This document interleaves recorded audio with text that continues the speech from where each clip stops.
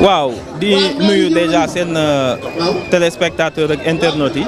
di wax ne rek li mobilisation bu am solo la parce que quand même Sénégal ku ñu woon en 2022 dinañ toog bay poser ce genre de problème déjà mooy wan ni dellu nañ ginnaaw bu yàgg te seetluwuñu ko mais xëy na dañoo gisul woon rek mais régime de répression des manifestations difficulté bi nit ñi am pour exercer les libertés publiques muy manifester manifestation bu nekk foog bakkan tuur wala ñu tëj ci ay dizaines et des dizaines de personnes de façon récurrente étant donné que jël na ñëpp ñoo xam ne moo constitué opposition njëkkee na ci parti politique yi mu pare teg ci société civile forcément le dernier pilier la doon jël mooy ñam mooy lay journaliste donc li warul bett kenn léegi nag le problème bi ñu am mooy bu paree ci journaliste yi lan moo ciy des parce que président boo xam ni gis nañ la nga coupé ay signaux télé yàqal leen seen liggéey sans nga teg ko ci un acte boo xam ne mën nañ ko donc vraiment tey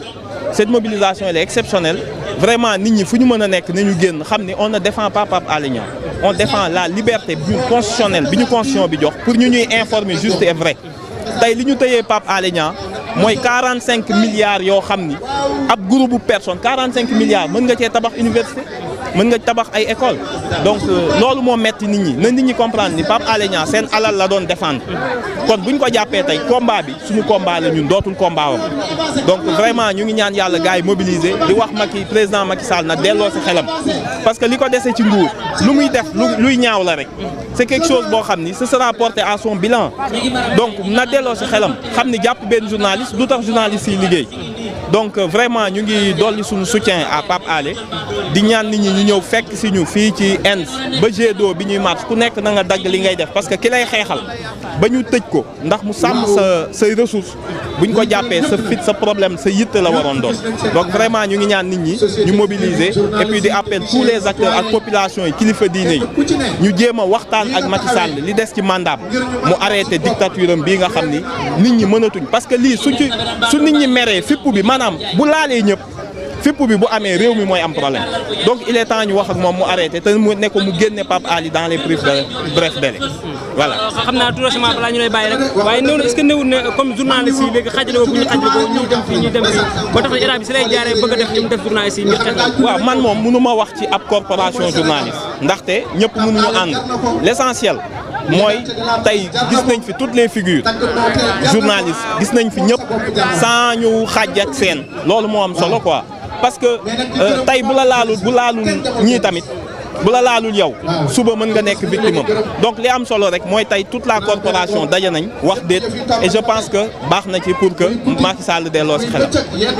ba jamono ji rek ñu wax ne benn liste boo xam ne dañ ko teg pour fas yéene jàpp journaliste bu ñu jógee Pape Alé Niang fas na dal ci ñeneen. maanaam boobu ba léegi nii jamono Macky Sall ba léegi nii bu Macky Sall toogee ba léegi ñu ngi gis ñoo ngi intimider ay journalistes di leen xooxatal di leen jaay doole te ñoo ngi wax ne def nañ benn liste boo xam ne bu ñu jógee ci Pape Alé am na ñeneen ñu war a jàpp. waaw xam nga loolu aussi mooy wane rek dañu nekk ci benn dëkk boo xam dëkk dictature la parce que bu ñu demee ba nga xam ne dañuy ay journalistes yoo xam ni seen liggéey la ñuy def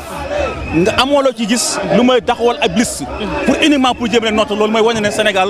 démocratie bi dafa régressé mais l'essentiel ak lu ciy mënti am na Macky Sall xam ne Sénégal dafa exister avant moom te Sénégal dafay continuer exister après moom kon liberté wóor mooy que démocratie fii ci Sénégal ñun dañ ko xeex ba jot ko liberté de la presse dañ ko xeex ba jot ko liberté d'expression dañ ko xeex ba jot ko kon du moom Pape Alé Niang du moom Macky Sall moom moo koy régressé gis nga Pape Alé Niang bu ko jàppee aussi du tee ay junni Pape Alé Niang dañuy juddu parce que tey jii boo xoolee mboole bi tey ñëpp mobilisé wu doon benn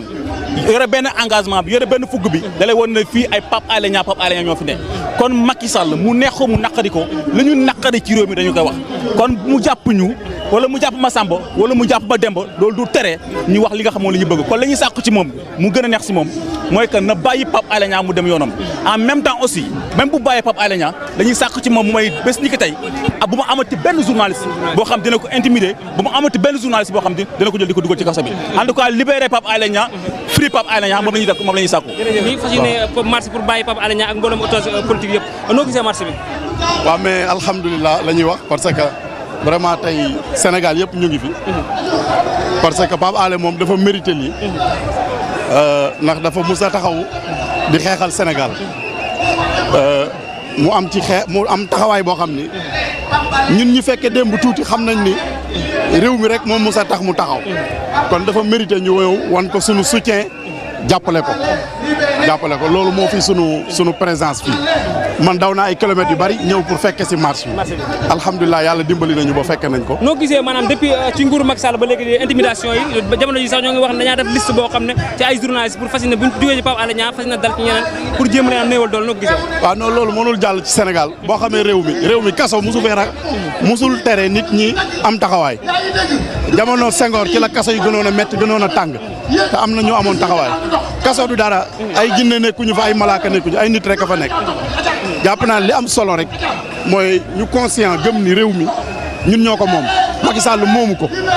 moom dafa xeex ba jot ci réew mi kon ñu nit nañu am taxawaay xeex ba jëlee ko fi rek loolu rek mooy wax.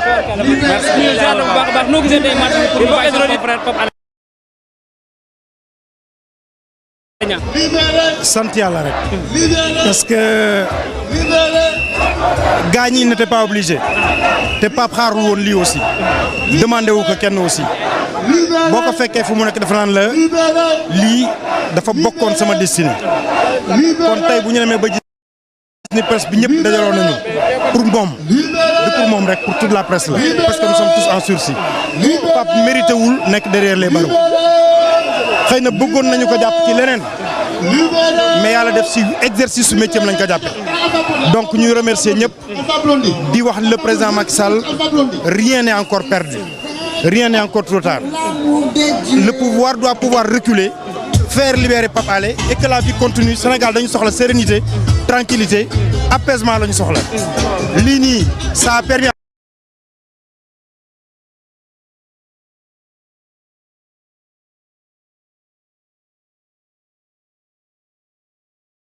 à la presse de se retrouver pour que ñu xeex li xam ne moom mooy suñu liberté mais nañ bàyyi Pape sa place n'est vraiment pas en prison il ne sait faire que du journalisme et il n'a fait que du journalisme et pas autre chose. mais ku mel ni yow dafa mel ni tey yéen ñaar am ngeen fa ngeen jaawal ngeen bokk doon liggéey tey jii lan nga mën a seere ci moom loo xam ne tey jii Pape Alé Niang ndax gis nañ ne li muy def de première fois daan na ko def jamonoy Abdoulaye Wade pour xeexal démocratie Sénégal yow mi nga xam ne mën nga andi ay seere. Pape depuis mu dugg si métier ba tey engagement la si demee bi ñuy lancé bateau le Joola voyage inaugural Pape moo si nekkoon interviewé le ministre Youssouf Sakho interviewé le commandant Diarra bi nga xam ni daf si ñàkk ba kanam te dafa pare mu alerté ñu dugal ngeen bateau bi ci biir ndox mi mais benn moteur la am yàgg-yàgg day suux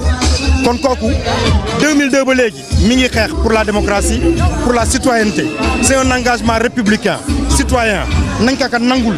te yàlla rek tax donc c'est un professionnel des médias dafa def sociologie jàng journalisme di ko exercer dans un grand médium à savoir Sud